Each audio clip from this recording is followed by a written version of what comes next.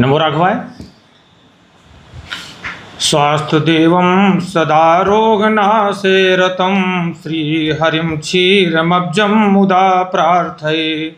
आयुरारोग्यपूर्णं सदा मे भवेद्देव धन्वन्तरिं विष्णुमीशं भजेत्। श्रीभरद्वाज समारंभां श्रीचरकाय मध्यमाम् अस्मदाचार्यपर्यन्तां वन्दे श्रीगुरुपरम्पराम्।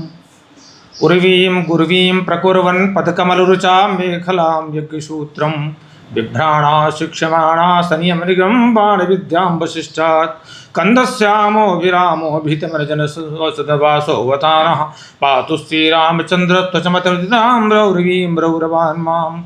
सुवर्णकूटं रजताभिकूटं माणिक्यकूटं मणिरत्नकूटं अनेककूटं बहुवर्णकूटं श्रीचित्रकूटं शरणं प्रपद्ये।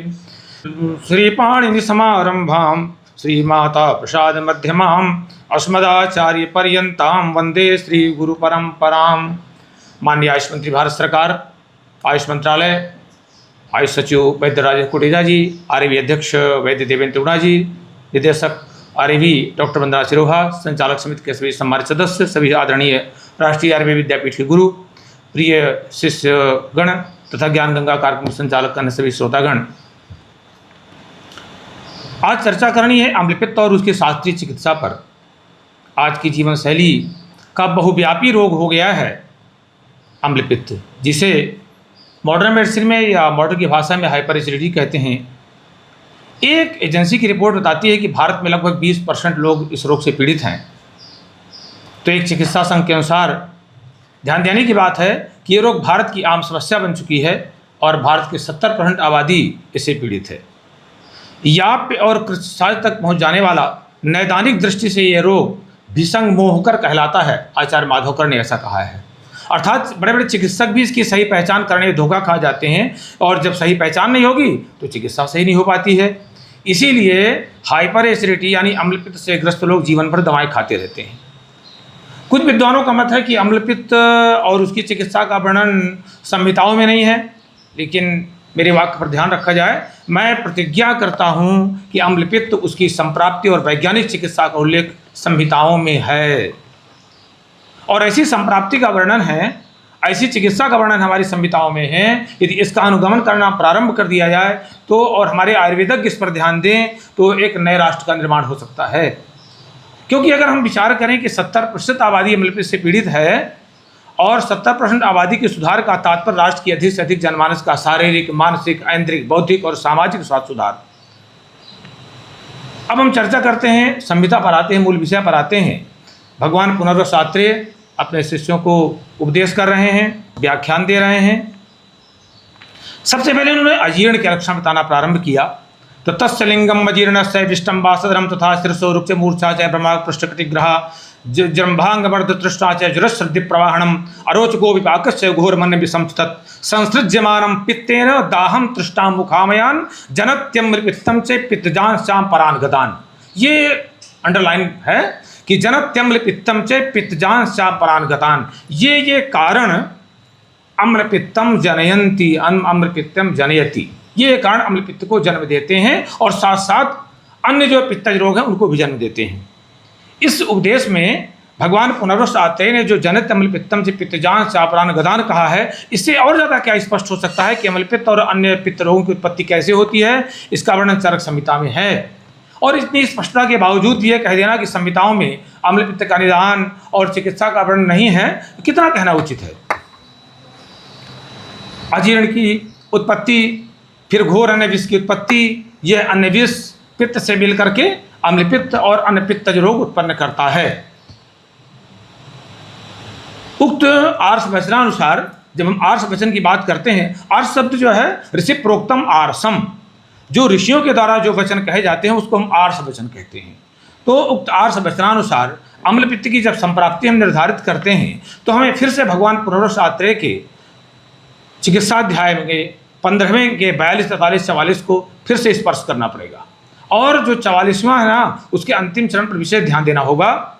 जहाँ पर भगवान पुनरुस आत्रेय स्पष्ट बताते हैं कि ये कारण आहार को अम्ल बना देते हैं। तो अभोजनाद, अधिजीर्णाद, अधिभोजनाद, विषमासनाद, असात्मगुरुसीताति, रुक्ष संदुष्ट भोजनाद, विरेक भवन स्नेह, विभ्रमाद, व्याधिकर्षणात्, देश कालर्त वैषम्यात्, वेगानां च विधारणात्, दूष्यत्यग्नि च दुष्टोन्नम न तत्पचति लघ्वपि अपच्यमानं सूक्तत्वं यात्यन्यं विस्वरूपताम्। बड़ा स्पष्ट है। देखिए, अब हमारे आचार्यों के पास, ऋषियों के पास कौन सा प्रयोगशाला रही होगी, थोड़ा विचार करने की बात है। उस समय उन्होंने कह दिया था खाली पेट रहने से, यानी भोजन न करने से, अजीर्ण होने से, अधिक या बार बार अधिक मात्रा में भोजन करने से, ये आजकल परंपरा में चल गया है, कोई ध्यान नहीं रखता है। विषम प्रकार, यानी कभी कम, कभी ज़्यादा, कभी ठीक समय पर तो कभी देर से, इस तरह से अनियमित प्रकार से भोजन करने से आहार कादम्बरीकार ने भी कहा है कि आहार कालम नातिक्रमणीय, आहार के एक समय का कभी भी उल्लंघन नहीं करना चाहिए। तो और अपने प्रकृति के विपरीत भोजन करने से, अब हमारा जो है कफज प्रकृति है या कफवातज प्रकृति है, हमने दही का सेवन करना शुरू कर दिया। वो दही खाता है तो हमने प्रोबायोटिक और बेसिलैक्टिक एसिड मान करके हमने दही खाना शुरू कर दिया। हमारी प्रकृति ऐसी नहीं है कि दही को हम साथ में कर पाएंगे। अधिक भारी, अधिक ठंडा, अधिक रूखा भोजन करने से, दूषित आहार करने से, और सबसे बात है बमन, विरेचन, स्नेह पान का गलत उपयोग, गलत ढंग से करना। आजकल लोग गाँव में ही विरेचन ले लेते हैं, जुलाब ले लेते हैं, दस्तावर दवा ले लेते हैं। और सबसे बड़ी बात है कि व्याधिकर्षणात्, किसी लंबे समय से रोगग्रस्तता है और उसके कारण से दुर्बलता आ गई, ग्रस्तता आ गई है, और देश काल ऋतु में विषमता उत्पन्न होने पर, कालार्थ कर्मणाम योगो ही निमित्थ्याति मात्र का संयोग योग से विज्ञेय रोग आरोग्य कारणम। वाग्भट ने भी ये बात को कही है कि असाध्य संयोग, प्रज्ञापराध और काल विपर्य, यही तो रोग के कारण बनते हैं। तो अब देश काल ऋतु में विषमता हो गई, गर्मी में सर्दी पड़ रही है, सर्दी में गर्मी पड़ रही है, गर्मी का मौसम है, अचानक सर्दी पड़ने लगी, अचानक रात में ठंड बढ़ गई, दिन में गर्मी पड़ रही है। ऐसे हम अचानक देश में स्थान में पहुँच गए, पहले हम गर्म देश में रह रहे हैं और फिर तुरंत हम ठंडे में पहुँच गए, ठंडे से गर्म में आ गए। ये सारी चीज़ें भी अम्लपित्त का, अजीर्ण का कारण बनती हैं। इसके अलावा मल, मूत्र, छींक, परिश्रम के स्वाद, भवन, आंसू, अपान वायु, डकार आदि के रोकने से तो क्या है, दूषित अग्नि जो है हमारी दूषित हो जाती है, जाठराग्नि दूषित हो जाती है। और जब अग्नि दूषित हो जाती है ना, तो क्या कहते हैं कि अल्प मात्रा में भी, लघु भी, अल्प मात्रा में भी और सुपाच्य लघु आहार को भी नहीं पचा पाती है। और जब वो नहीं पचा पाती है तब बस अपच्यमानम सूक्तत्वम यात्यन्यं विस्वरूपताम्। तो फिर वही बात आ गई कि इन सब कारणों से न पचा हुआ जो आहार है वो सुक्त बन जाता है, अम्ल बन जाता है, जो कहते हैं बहुत ही विषैला होता है और बहुन गदान, तमाम अनेक कुर्ते गदान, बहुत सारे रोगों को उत्पन्न करता है।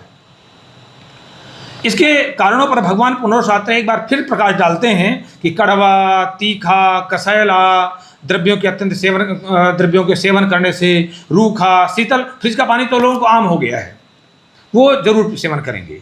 आहार, अल्पाहार, एक रसाहार, अन्नाहार, एक अन्नाहार करने से और अत्यधिक यात्रा करने से, मार्ग चलने से, मलमूत्र, भवन, छर्द आदि के वेगों को रोकने से, इसमें भी व्यवहार के शब्द आया है मैथुन ही, अत्यधिक मैथुन करने से वायु कुपित होता है। और ये कुपित वायु जाठराग्नि को आवृत करता है और फिर रोगोत्पत्ति करता है। ये भगवान पुनरुस आत्रेय ने 15:60 में कहा है उन्होंने। इससे जो है उन्होंने कहा कि खाया पिया जो आहार है वो बड़ी कठिनाई से पचता है और अम्लपाकी हो जाता है। कटु तिक्त कषायाति रुक्ष शीताल भोजनई प्रमिताननात् वेग निग्रह मैथुनई मारुता कुप्तो निम संछाद कृतो गदान तस्यान्नम पचते दुखम सुक्त पाकम खरांगता। तस्यान्नम पचते दुखम, ये इस तरह से किया गया जो हमारा आहार है बड़े कठिनाई से पचता है और बाद में वो सुक्त पाक हो जाता है, अम्लविपाकी हो जाता है। इस प्रकार से अम्ल पित्त की संप्राप्ति इस तरह से बनती है। पहले तो हेतु सेवन, फिर वातादि प्रकोप, इसके बाद जाठराग्नि दोष, फिर आपकी रस दृष्टि, अन्नवास्त्र दृष्टि, और इसके बाद फिर भी ये सब कुछ होता रहता है। इसके बाद फिर हम हेतु सेवन करते रहते हैं तो फिर अजीर्ण, फिर सूक्तता माने अम्लोत्पत्ति, और फिर अम्ल का पित्त के साथ संश्लिष्टता, और फिर जाकर के अम्ल पित्त का निर्माण। अगर यहाँ पर एक बहुत विद्वान लोग ध्यान दें कि यदि हम अम्ल पित्त के निदान और संप्राप्ति में केवल आचार्य माधवकर को हम ग्रहण करते हैं केवल इस आधार पर कि इन्होंने अम्ल पित्त का स्वतंत्र वर्णन किया है तो रोग को समझने में और उसकी संप्राप्ति में अपूर्णता रह जाएगी, माने संप्राप्ति अपूर्ण रह जाएगी। महामति आचार्य माधवकार का हम सूत्र लेते हैं, वो कहते हैं कि वृद्ध दुष्टाम्ल विदाहि पित्त प्रकोपिपान बीजो विदग्धम पित्तम सहेतु पचितम पुरायत तदम्ल पित्तम प्रवदन्ति संता। वो कह देते हैं कि अपने संचय कारणों से पहले से पित्त संचित होता है, अपने संचय के कारणों से पहले पित्त संचित होता है, इसके बाद विरुद्ध दूषित अम्ल विदाही पित्त प्रकोपक खान पान हम करते जाते हैं, फिर जो है इससे जो है पित्त विदग्ध हो जाता है, माने फर्मेंटेड हो जाता है और फिर अम्ल पित्त का रूप धारण कर लेता है, वही अम्ल पित्त कहलाता है। यदि हम आचार्य माधवकर के द्वारा बताई गई इस निदान और संप्राप्ति को स्वीकार भी एक बार कर लेते हैं तो भगवान पुनर्वस आत्रेय द्वारा जो अभोजनात् अतिभोजनात् और अजीर्णात् विस्मासनात् और असात्म गुरु सीताति रुक्ष संदुष्ट भोजनात्, इसका क्या होगा, यानी रुक्ष गुरु विस्मासन व्याधिकर्षण वेग विधारण जो अम्लपित्त का मूल, अम्लपित्त के मूल में अजीर्ण है और उसकी उत्पत्ति में जो वायु प्रकोप कारण है जिससे अग्नि प्रभावित होती है, फिर आहार अम्ल होता है जिसे भगवान पुनर्वस आत्रेय ने शरय चिकित्सा 42-43 में बताया, उसका क्या होगा। अगर चलिए हम एक बार आचार्य माधवकर को स्वीकार कर लेते हैं पूर्णता मान करके, तो वो केवल पित्त की बात करते हैं कि पहले संचित पित्त और पित्त जब पित्त इसके बाद जब विरुद्ध दूषित अम्ल विदाही पित्त को वो खान पान करते हैं तब पित्त विदग्ध हो जाता है और फिर अम्ल पित्त का रूप धारण कर लेता है, वही अम्ल पित्त कहलाता है। तो पित्त की पंगुता कैसे रहेगी, अगर हमारा पित्त पंगु है तो फिर कैसे काम करेगा, यदि पित्त पंगु है तो सक्रिय कैसे हो जाएगा बिना वायु के, यहाँ पर कहीं वायु को उन्होंने उल्लेख ही नहीं किया। तो इसलिए हम अगर हम इसको हम निदान संप्राप्ति को मान लेते हैं तो भी हमारी संप्राप्ति अधूरी रह जाएगी। वायु प्रकोप कारणों से अग्निदूषण, फिर अम्ल पित्त का आगमन बता करके एक और सूत्र ध्यान देने योग्य है भगवान धन्वंतरी का कि वायु प्रकोप कारणों से अग्निदूषण, फिर अम्ल पित्त का आगमन बता करके भगवान पुनर्वस आत्रेय ने भगवान धन्वंतरी के इस सिद्धांत को प्रमाणित कर दिया है कि अग्नि की स्थिति कैसे बनेगी कि प्राणापान समान है तो सर्वतः पवनस्त्र भी नायते पालते चापी स्वाम साम कृतिवास्थितः, कि वायु ही अग्नि की स्थिति को बनाता है और बिगाड़ता है। प्राण अपान वायु के द्वारा अग्नि प्रज्वलित रहती है और समान वायु के द्वारा पलित होती है। और आप सभी जानते हैं कि पित्त ही अग्नि है, पित्त ही अग्नि है। और अगर हम पित्तरेव अग्नि इसको मान लेते हैं तो सूत्र में भी कहा गया है कि न खलु पित्त पितरेकादन्य अग्नि रूप उपलब्धते, पित्त के अलावा कोई शरीर में दूसरी अग्नि ही नहीं है।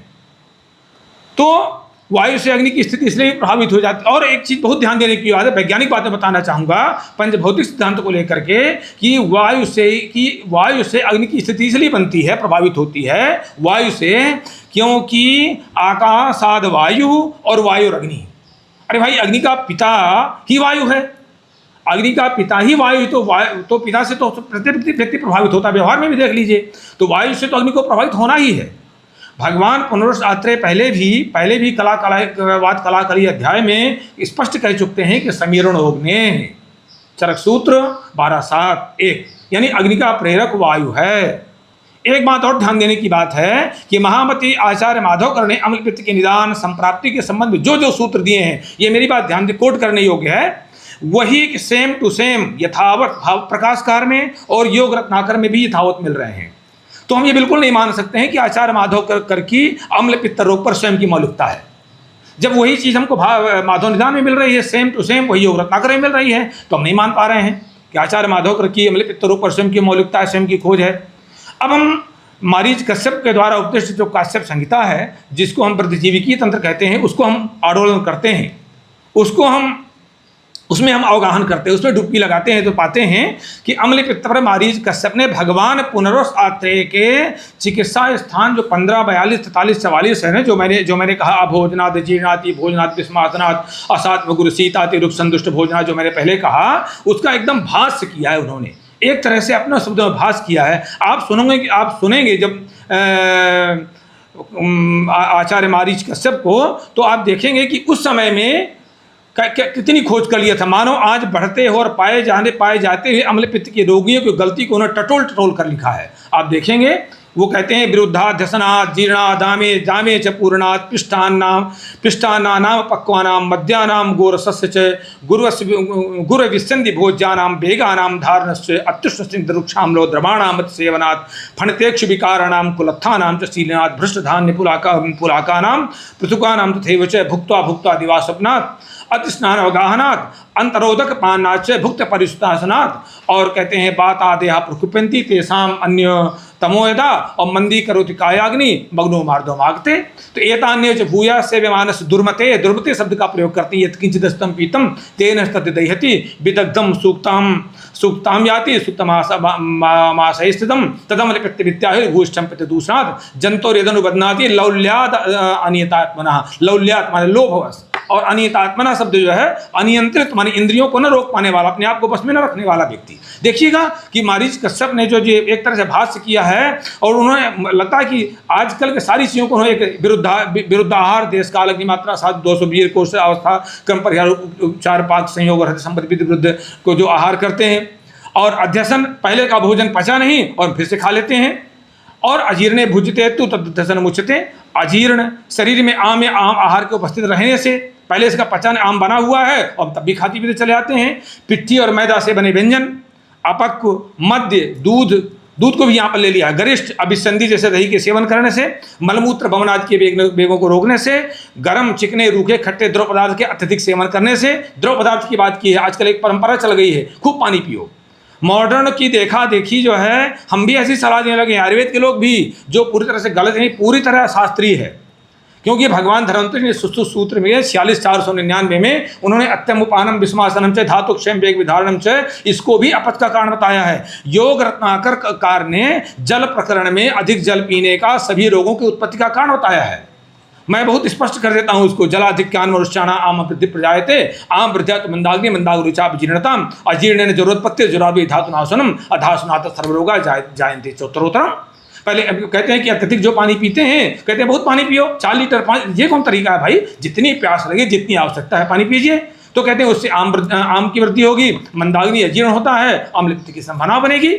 ऐसे ही कहते हैं जो महर्षि कश्यप हैं वो कहते हैं राब, गन्ना से बने पदार्थ, कुल्थी आदि के सेवन से, भुने अनाज, आजकल भुने खाना ही खाना है, अंकुरित अन्न और भात का पिंड, चिवड़ा, पोहा तो आजकल घरों घरों में चलने लगा है। जबकि पोहा या चिवड़ा जिसे हम कहते हैं वो तो गुरु है। चिवड़ा या पोहा कोई नई खोज थोड़ी है, ये तो हमारे चरक संहिता में पता वर्णन है। और सबसे बड़ी बात आप देखिए कि महाभारत द्वापर में जिस समय वो सुदामा जी लेकर के गए हैं भगवान कृष्ण के बाद, तो चिवड़ा ही लेकर के गए हैं, 4 मुट्ठी चिवड़ा ही, शब्द चावल लेकर के नहीं गए हैं, चिवड़ा ही लेकर के गए हैं। तो भरपेट भोजन करके दिन में सोने से, बहुत स्नान करने से, जल में अवगाहन करने से, भोजन के मध्य बहुत पानी पीने से, बासी आहार जो आजकल घर में हो गया, ब्रेड बिस्किट नमकीन खाने से, फिर जाकर वो कहते हैं इससे जो है बात कुपित होते हैं, फिर जठागी मंद होती है, और जैसे ही अग्नि मृदु हो जाती है फिर भी वो मूर्ख व्यक्ति कहते हैं, हाँ वो उन्होंने दुर्मते शब्द कहा है कश्यप जी ने, और अनियतात्मना कहा है। कहते हैं जो मूर्ख व्यक्ति है उसी तरह खान पान करने लगता है, करता रहता है, और जाकर के वो विदग्ध होता है, फर्मेंटेड होने लगता है। वही जो है अम्ल भाव को प्राप्त हो जाता है, वही अम्ल आमाशय में रहता है, उधर असंयमी मानो उसी तरह की वही चीज़ें फिर खाता पीता रहता है, और विदग्ध पित्त कारण से दूषित हो जाता है, फिर जाकर के अम्ल पित्त की उत्पत्ति होती है। आप देख रहे हैं कि महर्षि कश्यप भी आचार्य माधवकर की भांति निदान में केवल पित्त को दोषी नहीं बता रहे हैं। महर्षि कश्यप भी केवल पित्त को दोषी नहीं बता रहे हैं, बल्कि वातादि कुपित होने की बात कर रहे हैं। हम इसे भगवान पुनर्वसुशास्त्रेय के उपदेश चरक चिकित्सा 42-44 का भाष्य इसलिए भी कहा कि पुनर्वसुशास्त्रेय ने भी, आप ध्यान देने की बात है कि पुनर्वसुशास्त्रेय ने भी अम्ल को अपच्यमानम सूक्तत्वम, जिसे मैंने पहले कहा है अपच्यमानम सूक्तत्वम या तन्यम विस्रूपताम, वहाँ पर भी सूक्तता कहा है। और महर्षि कश्यप ने भी विदग्धताम सूक्तताम याति सूक्तमामाशेषितम, महर्षि कश्यप ने भी विदग्धता और सूक्तता शब्द का प्रयोग किया है, हम लोग को सूक्त ही कहा है उन्होंने, इसलिए हम इसको मान लेते हैं। अब प्रश्न एक बनता है कि दोष हमेशा दूसरों को दूषित करते हैं, इसके बाद रोगोत्पत्ति होती है, तो अम्ल पित्त में भी पहले रस धातु ही दूषित होती है ना। चरक कहते भी हैं कि रसाधिविष्ट संतृष्टम कुर्याद रोगान रसाधिजान, बहुत स्पष्ट कह देते हैं कि महर्षि कश्यप ऐसा उदाहरण बताते हैं जो शायद देखिए रस धातु की दृष्टि का महर्षि कश्यप इतना सुंदर उदाहरण बताते हैं जो है दुनिया में किसी को ढूंढने नहीं मिलेगा। अभी शुष्के यदा क्षीरम प्रच्छित्तम दधिभाजनम क्षिप्रमेवा मृतामेति कूर्ची भावम च गच्छति रस धातु विमले भुक्तम भुक्तम विदह्यते। कहते हैं जैसे दही के बर्तन में लोग जिसमें दही जमाया जाता है, तो प्राचीन काल में मिट्टी के बर्तन होते, स्टील और चीनी पॉट तो था नहीं, तो कहते हैं और मिट्टी के बर्तन में जमाया हुआ दही अच्छा भी होता है। दही के बर्तन में जैसे दही जमाते हैं, उस बर्तन को अच्छी तरह सुखाया ना जाए और उसमें फिर से दूध डाल दिया जाए तो दूध तुरंत खट्टा हो जाता है, उसकी तुरंत फुट्टियां बन जाती हैं। उसी प्रकार अम्ल पित्त रस धातु को भी अम्ल पित्त बना देता है। अम्ल पित्त के रोगी में रस धातु भी अम्ल होने लगती है, फर्मेंटेड होने लगती है, और ऐसी अवस्था में भोजन करने से फिर वो आहार रस पित्त हो जाता है। तो जब महर्षि कश्यप को देखते हैं तो एक बार हम संप्राप्ति थोड़ी सी परिवर्तित कर लेते हैं। एक तो हेतु सेवन, वातादि दोषों का प्रकोप, कायाग्नि मंदता, और फिर जाकर के अजीर्णोत्पत्ति, आहार रस की विदग्धता, और अम्लता फर्मेंटेशन माने आमाश दृष्टि और अम्ल पित्त। दरअसल वायु की बात यहाँ इसलिए नहीं पड़ेगी कि वायु में कितने लोग ज्वाइन हो गए। दरअसल वायु में आशुकारी बलवान गुण होने से, अन्य कोपन का विशेष सामर्थ्य होने से, हाँ, दरअसल वायु में आशुकारी गुण है, बलवान गुण होने से, अन्य कोपन का विशेष सामर्थ्य होने से कुपित वायु अजीर्ण में मुख्य भूमिका निभाता है। विभुत्वाद आशुकारित्वाद बलित्वाद अन्य कोपनाद स्वातंत्राद बहुत रोगाणाम दोषाणाम प्रबलो नीला। वायु की बात इस प्रकार सिद्ध हो गया ना कि अम्ल पित्त की संप्राप्ति में वात आदि दोष, फिर अजीर्ण मूल कारण है। अतः हमें अजीर्ण के अन्य अब हम चर्चा करें। पुनर्वस शास्त्री जी ने, महर्षि कश्यप ने, उन्होंने बता तो डाला, अजीर्ण की बात स्पष्ट कर दिया, वात आदि दोषों की बात कर दिया, तो अब हमें अजीर्ण के अन्य कारणों पर भी ध्यान देना चाहिए। इसलिए ध्यान देना पड़ेगा कि शरीरेंद्रिय सत्वात्मा संयोगो धार्य जीवितम नित्यकृत चानुबंध से पर्यायी रायुरुच्यते। हम जो है आज ऐसे व्यक्ति की चिकित्सा करते हैं तो क्या है कि शरीर, इंद्रिय, मन, आत्मा, ये सारी की सारी चीज़ें होती हैं ना, तो अब हमें इस पर ध्यान रखना चाहिए, क्योंकि अजीर्ण में जहाँ खान पान और जीवन शैली कारण है, वहीं मानसिक कारण भी बहुत महत्वपूर्ण भूमिका निभाते हैं। आपके अपच में, अजीर्ण में मानसिक कारण भी बहुत बड़ी भूमिका निभाते हैं। हम भगवान धन्वंतरि के वचन को यहाँ उद्धृत करते हैं, ईर्ष्या भय क्रोध परीक्षतेन लुब्धेन। हम चर्चा कर रहे थे कि अम्लपित्त की संप्राप्ति में जहाँ पर वातादि दोष मूल कारण है, वहीं हमें अन्य कारणों पर भी ध्यान रखना पड़ेगा ना, क्योंकि सत्वात्मा शरीर इंद्रिय संयोगो धार्य जीवितम। हमारा आयुर्वेद जो है मन, शरीर, आत्मा, इंद्रियों को ध्यान रखकर के पूरी चिकित्सा करता है, इसलिए हमें अजीर्ण के अन्य कारणों पर ध्यान देना पड़ेगा। तो अजीर्ण में जहाँ पर खान पान जीवन शैली कारण है, वहीं मानसिक कारण भी बहुत महत्वपूर्ण है। यहाँ पर भगवान धन्वंतरि के वचन को ध्यान रखना पड़ेगा कि ईर्ष्या भय क्रोध परीक्षितेन लुब्धेन रुक्तेन निपीडित, ईर्ष्या भय क्रोध परीक्षितेन लुब्धेन सुक्तेन निपीडितेन प्रत्यययुक्तेन च सेव्यमानम अन्नम सम्यक् परिणामयति। और मात्रया पिभृतम पथ्यम चान्यम न जीर्यति चिंता शोक भय क्रोध दुख सय्या प्रजागरी, ये चरक विमान स्थान है। भगवान पुनर्वस शास्त्री कह डालते हैं। वो कहते हैं कि ईर्ष्या से, कोई व्यक्ति ईर्ष्या से परेशान है, भय क्रोध से ग्रस्त है, लोभ शोक दीनता से पीड़ित है, मात्सर्य से युक्त है, उसका भी भोजन सम्यक न सम्यक परिणाम है, यानी वो भी अजीर्ण से ग्रस्त हो जाता है। इसके अलावा रात्रि जागरण से भी सुपाच्य गुण युक्त भी भोजन नहीं पचता है। इनमें से मानसिक कारण न केवल अजीर्ण ही पैदा करते हैं, बल्कि मानवीय चेतना का भी पतन करते हैं, आत्मोत्थान में घोर बाधक बनते हैं। इसीलिए भगवान पुनर्वस शास्त्री ने इन कारणों को, ईर्ष्या भय क्रोध इत्यादि कारणों को, लोभ को, उन्होंने धारणीय वेगों के अंतर्गत रखा है। इसीलिए पुनर्वस शास्त्री ने धारणीय वेगों के अंतर्गत रखा है और इन्हें धारण करना चाहिए। भगवान पुनर्वस शास्त्री ने जहाँ अजीर्ण में अभोजनात् अतिभोजनात् को बताया है, वहीं पर बाघ भट्ट ने और एक चीज़ और ध्यान देने की बात है। आजकल भोजन करने के बाद तुरंत मानसिक परिश्रम करने के लोग बैठ जाते हैं, ये भी एक बहुत बड़ा कारण बन रहा है। आमोत्पत्ति होती है, अग्निमांद होता है, आमोत्पत्ति होती है।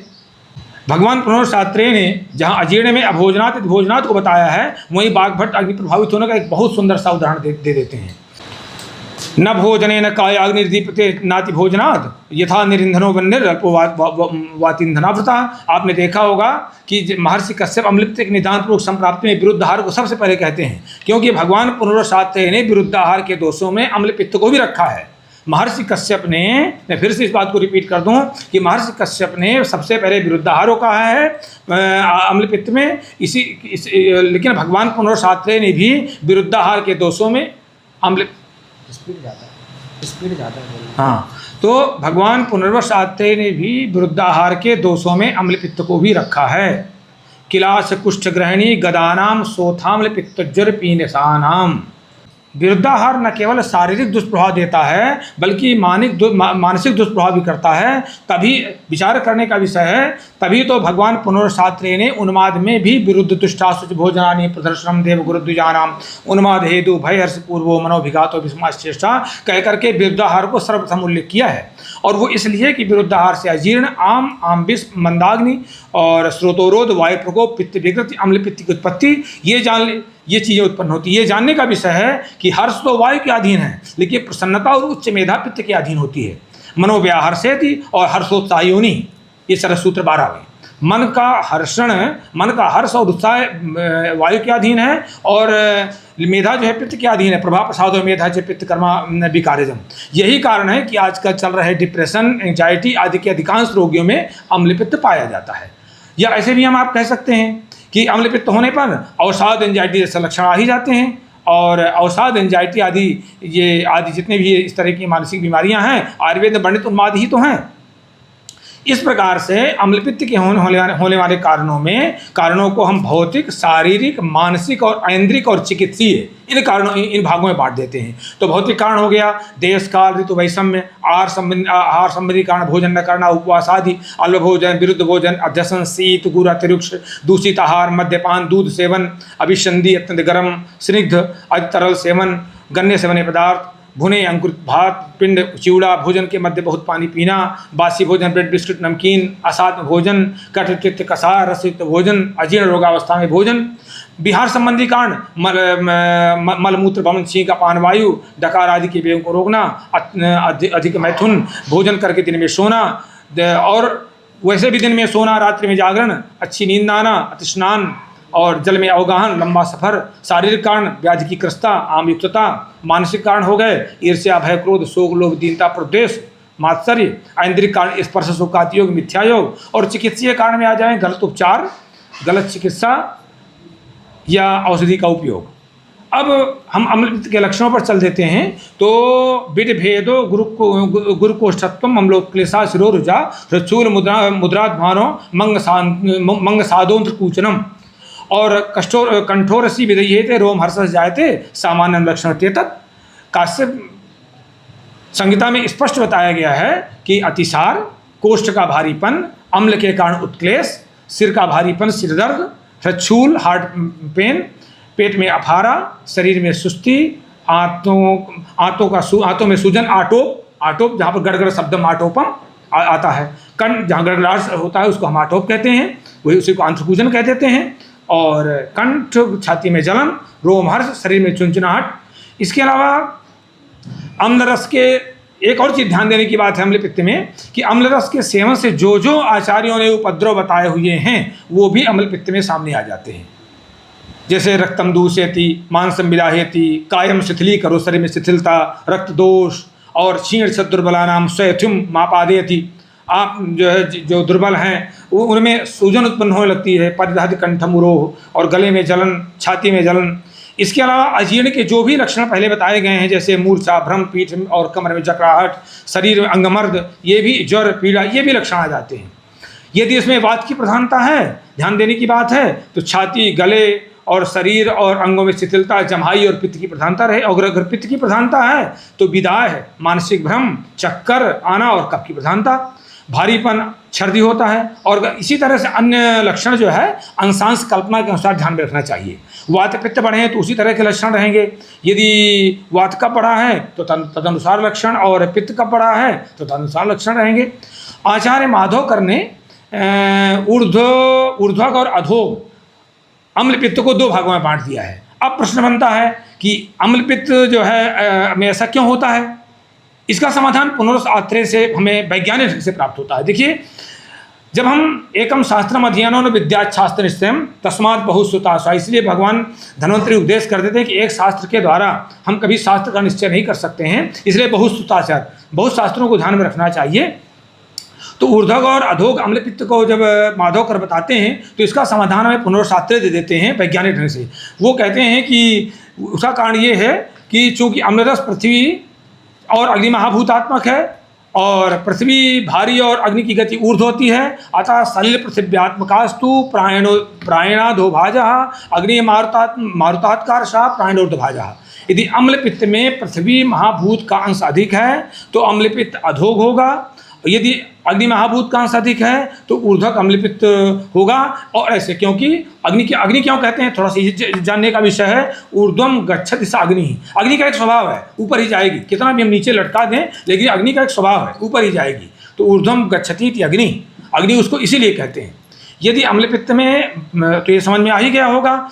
इसी क्रम में एक और भी उन्होंने कहा कि जनित अम्ल पित्तम से पित्तजान चापरानगदान, पित्त के 40 विकार भी सामने आ जाते हैं अम्ल पित्त में तमाम, जैसे ओस्प्रोस दवस धूमक अम्लक इत्यादि जो है ये सारे के सारे आ जाते हैं।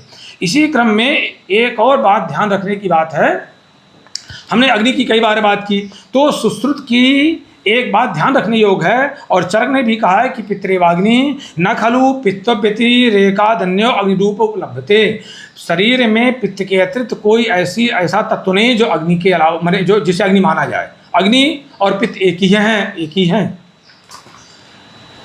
इस तरह से ये ध्यान देने की बात है कि जब पित्त में विकृति आ जाएगी तो अम्ल पित्त के कारण से जब पित्त में विकृति आ जाएगी यानी अग्नि में विकृति आ जाएगी तो पाचक, रंजक, भ्राजक, आलोचक और साधक ये पांचों प्रभावित होने लगते हैं। अब जिससे पाचन और अगर हमारा पाचक पित्त प्रभावित हो ही जाता है तो क्या है कि पाचनोपरांत रस मूत्र पुरीसादि का विवेचन, पित्तों और भूताग्नि धातु अग्नियों का शक्तिदान, रक्तोत्पादन, दृष्टि का कार्य चूँकि वो आलोचक पित्त से होना है, और मेधा भेल संहिता में मेधा धारणा प्रत्याहारादि स्मृति ध्यान और त्वगगत ताप का और उष्मा का नियंत्रण, शरीर कांति सभी छायाओं का भ्राजक पित्त, और त्वक मार्ग गृहीत द्रव्यों का पाचन कर्म, हाँ ये जाकर के भ्राजक पित्त। और सबसे बड़ी बात है कि आपने देखा होगा कि अम्ल पित्त का रोगी घबराता रहता है, बेचैनी रहती है, उसका आत्मबल बड़ा कमजोर पड़ जाता है, बार बार चिकित्सा करता है मुझे बड़ी घबराहट होती है, उसका आत्मबल क्षीण पड़ जाता है। उसके पीछे कारण ये है कि चूँकि एक पित्त हमारा गड़बड़ हो तो मूल वाला पित्त गड़बड़ हुआ तो अन्य पाँचों पित्त हमारे गड़बड़ हो जाएंगे, तो साधक पित्त भी गड़बड़ हो जाता है। और साधक पित्त का स्थान हृदय है, आप सभी जानते हैं। तो शौर्य, हर्ष, प्रसन्नता, बुद्धि, मेधा, मनोरसिद्धि, आत्मविश्वास और मन प्रसादी ये कार्य जो है प्रभावित होने लगते हैं। इसलिए वो रोगी कहने लगता है, इसलिए हमें उसमें परेशान होने की आवश्यकता नहीं होती है, हम पित्त को ठीक करेंगे तो साधक पित्त अपने आप ठीक हो जाएगा। और साधक पित्त से ही हृदय की स्थिति बनती है, तो उसमें कई बार संदेह होने लगता है कि हार्ट डिजीज हो गई। एक और तथ्य यहाँ पर तार्किक रूप से विचारणीय है, बहुत अच्छा विचारणीय है और समझने के योग्य विषय है कि अम्ल की वृद्धि या अधिक अम्ल की उत्पत्ति होने से और उसे पाले रहने से उससे वही हानि होती है जो मद्य सेवन से होती है। जो मद्य सेवन से होती है वही हानि होने लगती है। लोग कहते हैं मैंने कोई मद्यपान नहीं किया, मेरी किडनी क्यों फेल हो गई, मैंने कभी मद्यपान नहीं किया, मुझे ब्लड प्रेशर क्यों हो गया। अरे भैया, पहले आपको अजीर्ण होता गया, आपका वायुकुपित होता गया, अम्ल की उत्पत्ति होती गई, तो वही क्यों मैं प्रमाण दे रहा हूँ ना, मैं अपने से नहीं कह रहा हूँ, शास्त्र प्रमाण है। श्रेष्ठम अम्लेषु मध्यम, चरक चिकित्सा 24 से 114। अम्ल मध्य जो है श्रेष्ठ अम्ल है, मध्य जो है अम्लात्मक है, तो सभी अम्लों में मध्य श्रेष्ठ है। तो जब जो है चरक कह देते हैं सीधे सीधे कि मध्येन मनश्चास्य संक्षोभा क्रीते महान महामारुत वेगेन तटस्थेव साचिना। जैसे नदी के किनारे कोई पेड़ खड़ा है और बड़े वेग से आंधी आने लगती है तो पेड़ हिल जाता है, इसी प्रकार से मध्येन मनश्चास्य संक्षोभा क्रीते महान, इसी तरह से मध्य के द्वारा ये हमारा जो मन है तो वो क्षुभित होता रहता है। तो जब मध्य से हमारा मन क्षुभित होता है और श्रेष्ठ अम्लेषु मध्यम, और तो अम्ल चूँकि मध्य और अम्ल एक जैसे हैं तो जाकर के हमारा मन क्षुभित करेगा ही अम्ल पित्त। अम्लपित्त यही कारण है कि मध्य से मन क्षुभित होता है, वैसी अम्लता बढ़ने से मन क्षुभित रहता है। और जिस प्रकार अत्यम्ल पदार्थ मध्य जो है अत्यम्ल पदार्थ बहुत बहुत भारी मध्य है, श्रेष्ठ मध्य है, तो उसमें 10 गुण होते हैं। हालांकि 14 बताए हैं उन्होंने, लेकिन 10 गुण तो बड़े महत्वपूर्ण हैं। लघु, उष्ण, तीक्ष्ण, सूक्ष्म, अम्ल, व्यवाय और आसु, रुक्ष, विकासी और विशद, ये 10 गुण हैं। तो जिनको बहुत hyper acidity, chronic hyper acidity होती है, जीर्ण होता है अत्यधिक मात्रा में, उनमें सारे के सारे लक्षण आ जाते हैं। उष्णता हो जाएगी, लघुता हो जाएगी और तीक्ष्णता वाला गुण रहेगा उनमें। ये सारे के सारे होने लगते हैं, उनमें सारे गुणों से आक्रांत हो जाता है। और यही कारण है कि उसको जड़ वहाँ होती है और रोग कुछ दिखाई पड़ता है जाकर के, वो संचय प्रसव को स्थान संचय व्यक्ति भेद अवस्था में जाकर के इतनी गहराई से। अब आप सोचेंगे कि इतना चिंतन क्यों आवश्यक है? तो चिंतन इसलिए आवश्यक है कि आचार्य चरक निदान स्थान में 8, 36 और 37 में बहुत अच्छी बात कहते हैं कि वृद्धि स्थान क्षयावस्थाम दोषाणाम उपलक्षयेत सुसूक्ष्मां च प्राज्ञो देहाग्नि बलचेत साम और व्याध्यावस्था विशेषानि ज्ञात्वा विचक्षणा तस्याम अवस्थायाम चतुश्रेया प्रपद्यते। कहते हैं चिकित्सक को बहुत अच्छा विचार करना चाहिए। एक तो वृद्धि स्थान क्षयावस्था, दोषों के वृद्धि क्षय अवस्था, सुसूक्ष्म प्राज्ञो देह अग्नि बल, इसको बड़ी सूक्ष्मता से विचार करना चाहिए। और सबसे बड़ा विचार करना चाहिए चेतसाम, देहाग्नि बल चेतसाम, इस पर विचार करना चाहिए। और व्याध्यावस्था विषय, व्याधि की अवस्था, साध्य कृत साध्य व्याप्य प्रत्याख्य, 21 अवस्था में इस पर विचार करना चाहिए। व्याध्यावस्था विशेषानी ज्ञात्वा विचक्षणा। तो ऐसा कहते हैं इस अवस्था में इतनी ऊंचाई तक पहुंचने वाला अभ्यास के माध्यम से, गुरु के अधीन कार्य करके, स्वाध्याय करके और ये अपनी तपस्या करके, ये तो विद्याध्ययन साधना ये तप ही है, इतनी ऊंचाई तक पहुंचने वाला जो चिकित्सक है ना, तो धर्म अर्थ काम मोक्ष चारों को प्राप्त कर लेता है, तो इसलिए आवश्यक है। अगर आप इतनी गहराई से निदान नहीं करेंगे तो अच्छी चिकित्सा नहीं कर पाएंगे।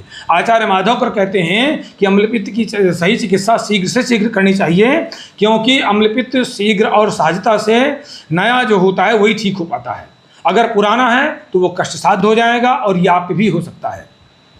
अब हम चिकित्सा में आते हैं तो आचार्य स्पष्ट निर्देश देते हैं। हम तीनों चिकित्साओं को ले लेते हैं कि प्रसाम्यत्तो सधई पूर्वो देवयुक्त व्यपाश्रयी मानसों ज्ञान विज्ञानो धैर्य स्मृति समाधि भी। शारीरिक दोष वात पित्त कफ देव व्यापाश्रय चिकित्सा से और युक्ति व्यापाश्रय से मिटते हैं। इनमें दोनों की बात कर दी उन्होंने। देव व्यापाश्रय प्रसाम्यत्तो सधई पूर्वो देवयुक्त व्यपाश्रयी, शारीरिक दोष और वात पित्त कफ यानी देव व्यापाश्रय युक्ति व्यापाश्रय से, और मानसो मन को प्रभावित कर चुकी जो व्याधियां हैं वो ज्ञान विज्ञान और धैर्य स्मृति अर्थात सत्वावजय से होती हैं। तो चिकित्सा के पहले हमें संप्राप्ति पर अच्छे से विचार करके और उसके सम्यक विघटन का कार्य करना चाहिए।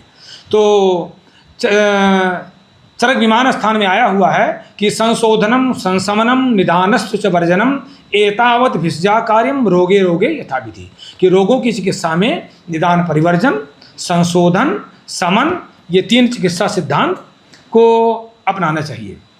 क्योंकि सुश्रुत कहते हैं एक व्यक्ति चिकित्सा में आया भी है कि संक्षेपतः क्रियायोगो निदानम परिवर्जनम। अगर हम निदान का परिवर्जन किए बिना चिकित्सा करते हैं तो चिकित्सा में लाभ नहीं मिलता है। अभी हम एक चीज़ और चर्चा कर लें, संभवतः एक नई चीज़ लगेगी सभी विद्वानों को। हम इस पर 5 भौतिक निदान और संप्राप्ति पर चर्चा कर लेते हैं। हम 5 भौतिक निदान पर चर्चा कर लेते हैं। चिकित्सा में भगवान धन्वंतरी ने एक समग्र सूत्र दिया है। हम बहुत ज़्यादा नहीं अगर देख सकते हैं चिकित्सा में, तो एक भगवान धन्वंतरी का एक सूत्र है कि भूते बेहु परम यस्मान नास्ति चिंता चिकित्सिते। चिकित्सा कार्य में चिकित्सक को 5 भौतिक चिकित्सा पर, 5 महाभूतों के अतिरिक्त कुछ भी नहीं सोचना है। इतनी बड़ी बात कहते हैं। चिकित्सा में पंचभूतात्मक सिद्धांत के अलावा कुछ भी विचारणी नहीं है। ये शारीर स्थान में 1:13 में कह देते हैं। उक्त विवेचन से बड़ा स्पष्ट हो रहा है कि अम्लपित्त रोग में पित्त में ध्यान देने के बाद है, थोड़ा कठिन विषय लगेगा लेकिन बहुत आनंद देने वाला विषय है। एक तो अम्लपित्त, जैसा कि हमने पहले बताया कि अम्लपित्त रोग में पित्त माने अम्ल यानी सुक्त संश्लिष्ट होता है, और पित्त का उद्भव जो होता है वो सत्व रजो बहुलोग्नि, सतोगुण और रजोगुण से होता है। ये सुश्रुत शारीर 21 जो पित्त का उद्भव है सतोगुण रजोगुण के से होगा, और अम्ल का जो उद्भव होगा वो पृथ्वी और अग्नि महाभूत से होगा। ऐसे में तमो बहुला पृथ्वी के अनुसार जब अम्ल का पृथ्वी महाभूत से तमोगुण की वृद्धि हो जाएगी तो सतोगुण अपने आप दबने लगेगा। तो उधर पित्त माने अग्नि का जो रजोगुण है अम्ल के अग्नि महाभूत में उपस्थित रजोगुण से मिल जाएगा। तो ऐसे में रजोगुण दुगुणित हो जाएगा, और दुगुणित होकर के तमोगुण का दुगुने बल से प्रवर्तन करता है। आप कह देंगे कि रजोगुण तमोगुण कैसे दुगुने बल से प्रवर्तन करेगा, ये कौन सा सिद्धांत है? क्योंकि रजोगुण और तमोगुण का नियत संबंध होता है। ये चरक विमान 6 कहता है, नीतस्तुन्बंधो रजस्तमसो परस्परम रजस्को तम प्रवर्तते।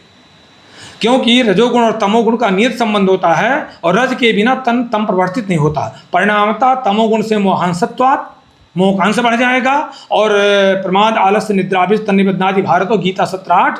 प्रमाद आलस्य निद्रा मूर्ता क्षिप्तता विक्षिप्तता का भाव उत्पन्न होने लगता है। फिर रजोगुण प्रधान प्रज्ञापराध लोग करने लगते हैं। प्रज्ञापराध तो होगा लेकिन रजोगुण प्रधान प्रज्ञापराध करने लगते हैं। फिर रजोगुण से चंचलता, अस्थिरता, तृष्णा, लालसा, बेचैनी बढ़ने लगती है।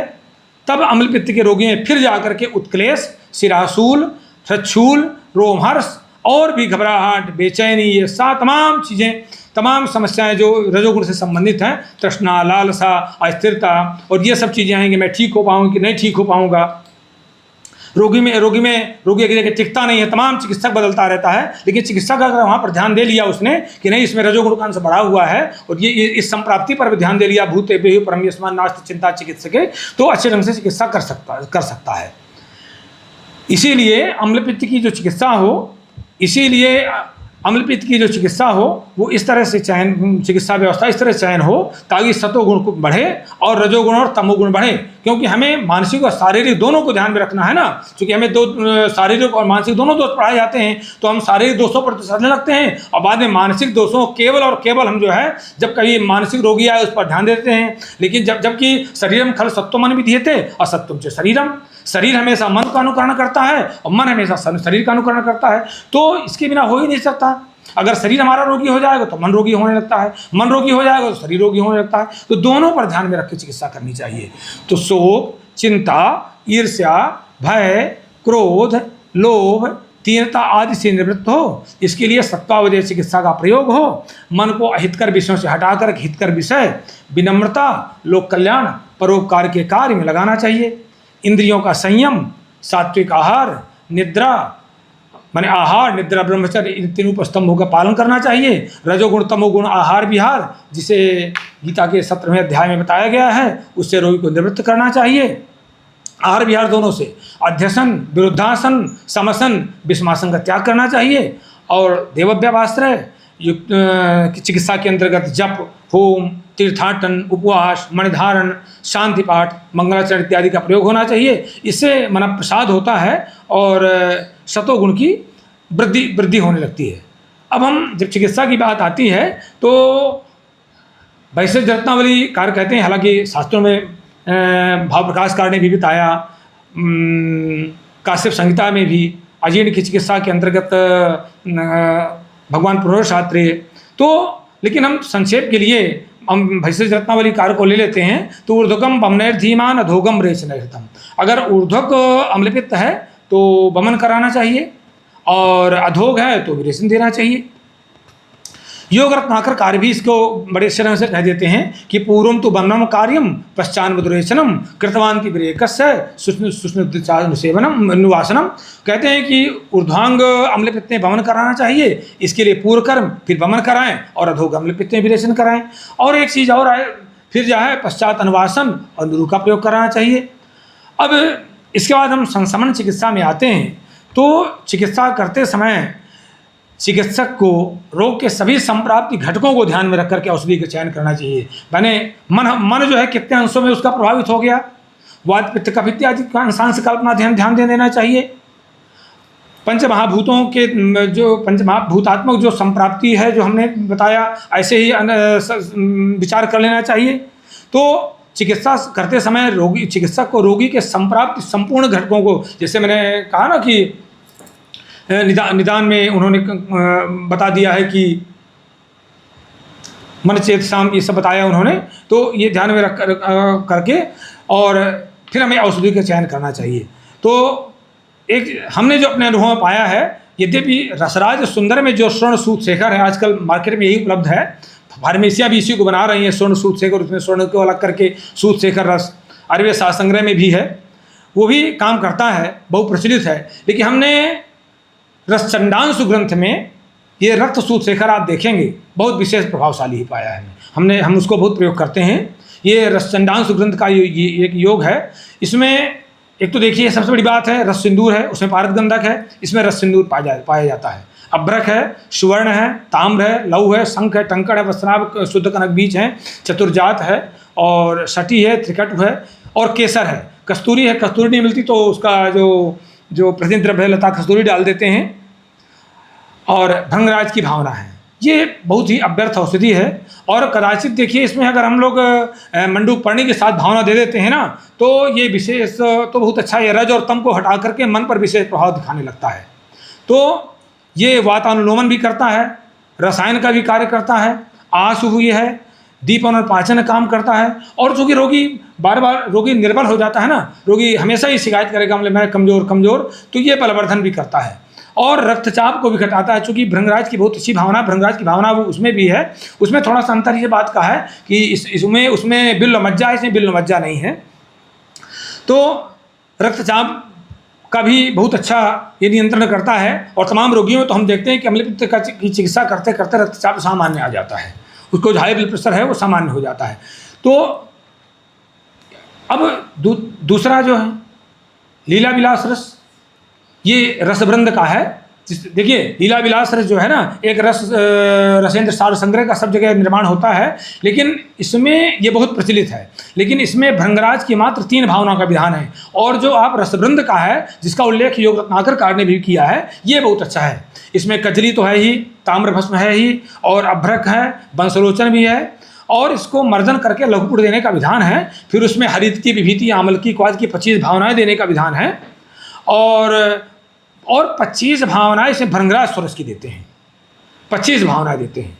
इसलिए ये भृंगराज से पर्याप्त भावित होने से ये बात कब का विशेष समन करता है, रसायन गुणयुक्त हो जाता है और ये शुद्ध पित्त का स्राव करता है, आमदोष का पाचन भी करता है। और जो भृंगराज है ना, इसमें कृमिनाशन का बहुत अच्छा गुण है। मान लीजिए कहीं पर अपरोक्ष में कृमि पाए जाते हैं रोगी में, तो कृमिनाशन भी बन जाता है। और एक बात और है, चूँकि पित्त की वृद्धि से पित्त की वृद्धि से जो आंखों पर, आलोचक पित्त की वृद्धि से जो है तो आंखों पर प्रभाव पड़ने लगता है, बाल जल्दी पकने लगते हैं रंजक पित्त की दुर्बलता के कारण से। तो ये चक्षुष और केश रंजन भी है, तो ये बालों को भी ठीक करने, केशस्त्वच्या कृमिश्वास काश सोथा में पांडुनित भाव प्रकाश। इसके अलावा अम्ल पित्तांतक लौ भी है, रस जिसमें रस सिंदूर, ताम्र भस्म, लौ भस्म, हरित की। एक और योग बहुत अच्छा प्रचलित है और प्रयोग करने लायक है, ये रस योग सागर का है। ये कामदुधार से मुक्ता युक्त, ये इसमें मुक्ता, प्रबाल, शंख, कपर्द, मुक्ता, सूत्र, पृष्टि, गिलो, सत्व, स्वर्ण गैरिक का योग है। और देखिए विचार करने की विषय है कि कितना अच्छा योग हमारे इतने साल पहले, इतने हजारों साल पहले ये आविष्कृत किया गया था हमारे विद्वानों के द्वारा, कि इसमें स्वर्ण गैरिक भी है और ये सुधा, इतने सारे सुधा योग हैं। अगर जीरा चूर्ण के साथ भोजन के पूर्व हम प्रयोग करते हैं तो आमाशय में पहुँच करके लेप जैसा बना देता है। जो आजकल मॉडर्न मेडिसिन में तमाम ऐसी दवाएं दी जाती हैं भोजन के पहले देने के लिए, और कहते हैं कि वो लेयर बना देता है, तो यही काम ये कर देता है। ये शोध हमारे यहाँ बहुत पहले हो चुका था, जो कि स्वर्ण गैरिक भी है। और सबसे बड़ी बात है कि वायु का अनुलोमन भी करता है। और चयापचय क्रिया की गड़बड़ी होने, अम्लपित्त के कारण चयापचय क्रिया की गड़बड़ी होती है, तो तमाम हम देखते हैं प्रत्यक्ष की विटामिन डी वगैरह की कमी होने लगती है, वो उसकी भी पूर्ति स्वतः कर देता है। वात का अनुलोमन करता है। और क्षारीय है तो रक्त में अम्लता हो ही जाती है। तो चरक ने कहा है क्षारो याति माधुर्यम अम्ल द्रव्यो संहिता, क्षार मधुरता को प्राप्त करता है अम्ल के संयोग से। तो क्षार और अम्ल को मिल जाने से अम्ल जो है तो न्यूट्रल हो जाता है। तो ये क्षारीय होने से रक्त की अम्लता को भी संतुलित करता है। और इसमें दीपन और पाचन गुण भी है। और एक बात और है, मरीज को, रोगी को ये इस चिंता से भी मुक्त कर देता है कि मुझे हार्ट की बीमारी है, क्योंकि यह शीतल भी है ना, और साधक पित्त को बहुत ही बैलेंस्ड करता है। तो जैसे ही गया तो ये हृदय को बलवान बना देता है और मस्तिष्क को ठीक करता है, क्योंकि जो इसे मुक्ता है वो हृदय है, मुक्ता चक्षुष भी है। तो ये इससे ये मस्तिष्क को बल देता है, शांत करता है, मन को बल देता है, सतो गुण को बढ़ाता है और मन इंद्रियों का प्रसाद करता है, प्रसन्न करता है, यह निद्रा भी लाता है। ठीक है, अब हम चर्चा करते हैं आविपत्तिकर चूर्ण पर। ये बहुत प्रचलित योग है। ये इसमें त्रिफला है, त्रिकटु है, दालचीनी है, एला है, विडंग है, मुस्तक है, निशोथ है, लवंग है, शर्करा भी है। एक चीज़ की और इसकी विशेषता पर ध्यान रखनी योग है। एक हम रिसर्च में देख रहे थे कि लवंग इसमें बहुत पर्याप्त मात्रा में है, तो लवंग में एंटीऑक्सीडेंट, लवंग को एंटीऑक्सीडेंट बहुत अच्छा माना गया है। तो ये जो है दीपन पाचन करता है, कृमि और गृहिणी भी कारनाशक भी हो जाता है, बल का वर्धन करने होता है। और लवंग का गुण जो है ना, लवंग का गुण शीत होता है, लवंग ठंडी होती है, तो शीत गुण होने के कारण ये पित्तशामक तो है ही और एंटीऑक्सीडेंट भी है। साथ साथ ये रक्तचाप को भी कम करता है। और एक और गुण इसमें बहुत अच्छा है, ध्यान देने की बात है कि इसमें निशोथ है। तो आचार्य चरक ने त्रिव्रत को विरेचन के लिए बहुत अच्छा बताया है, मृद विरेचन के लिए। तो ये मृद विरेचन करके पित्त को बाहर भी अपने आप करता रहता है। त्रिफला का संयोग पा गया तो भी क्या पूछना है।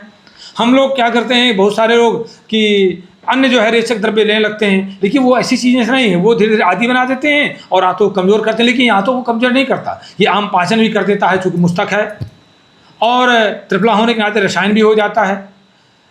ये सारी चीज़ें ऐसे बहुत अच्छा योग है, लेकिन अच्छे तरीके से बना हो, ईमानदारी से लवंग डाला गया हो, पूरी मात्रा में डाला गया हो। निशोथ अच्छी क्वालिटी का निशोथ का छिलका प्रयोग किया जाता है, तो निशोथ का छिलका डाला गया हो। ये सारी चीज़ें ईमानदारी से बनाया गया तो बहुत अच्छा है। इसके अलावा हरित की चूर्ण भी है, एकल औषधियों में हम प्रयोग कर लेते हैं मिश्री के साथ। जी देखें, ठीक चल रहा है इंटरनेट, ठीक है, आ रहा है, ठीक आ रही है आवाज़ आ रही है जी। एकल चूर्णों में हरित की चूर्ण है, मिश्री के साथ सेवन करते हैं तो देखिए, भले ये बहुत लोग हर के नाम से इसको जानते हैं, लेकिन ये वातानुलोमन है, हृदय बलवर्धन है, सभी इंद्रियों का प्रसाद करती है और अग्निवर्धन भी है।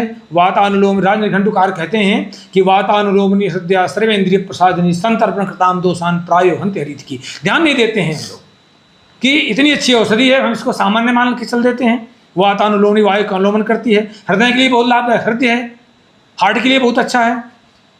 और सबसे बड़ी बात है कि सर्वेंद्रिय प्रसादिनी, सभी इंद्रियों को प्रसन्न करती है, सभी इंद्रियों को आरोग्य प्रदान करती है। और हम जो है तो जब आयु को जब देखते हैं ना, तो फिर हम वहीं पर आ जाएंगे, सत्वात्मा शरीर इंद्रिय संयोगोधारी जीवितम। तो मन आत्मा शरीर इंद्रिय मिला करके आयु का निर्धारण होता है, आयु की निर्मिति होती है, आयु की निर्मिति होती है ना। तो ये इंद्रियों के प्रसादन में बहुत अच्छा काम करती है हरित की। बस हम इसको प्रयोग करें अच्छे तरीके से। और एक योग और हम लोग बहुत अच्छे से प्रयोग करते हैं, मधुयष्टि और चंदन का चूर्ण। ये अम्लपित्त नाशक तो है ही, पर ये सतोगुणवर्धक भी है और रक्तवर्धक भी है, पित्तशामक भी है, विबंधनाशक है। आजकल अम्लपित्त के रोगियों में नया चल पड़ा है, एच पाइलोरी का संक्रमण मारा जाने लगा है। तो हम लोग एंडोस्कोपी करवा लाते हैं, दिखाते हैं, डॉक्टर के पास आते हैं कि देखिए हमको एच पाइलोरी है, तो उसमें परेशान होने की जरूरत नहीं है। ये चंदन में प्रॉपर्टी पाई गई है कि ये एच पाइलोरी को भी नष्ट करता है। तो चंदन की हम चर्चा कर रहे थे मधुयष्टि और चंदन चूर्ण की। तो ये मधुयष्टि और चंदन का चूर्ण का मिश्रण अम्लपित्त नाशक तो है ही, और ये सतोगुणवर्धक है, रक्तवर्धक है, पित्तशामक है, विबंधनाशक है। और आज का नाम लिया जा रहा है इस पाइलोरी के संक्रमण का।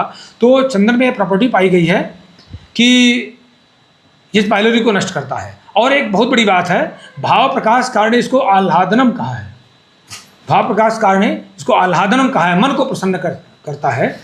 इसके अलावा हम वासाघृत पान कराते हैं। अगर हमको बमन कराना हो, कदाचित स्नेहन कराना हो, तो हम वासाघृत के द्वारा स्नेहन करा करके और फिर बमन कराएं, तो दोनों काम एक साथ हो जाएंगे। एक तो अम्लपित्त पर ही काम हो जाएगा इसका, और स्नेहन भी हो जाएगा।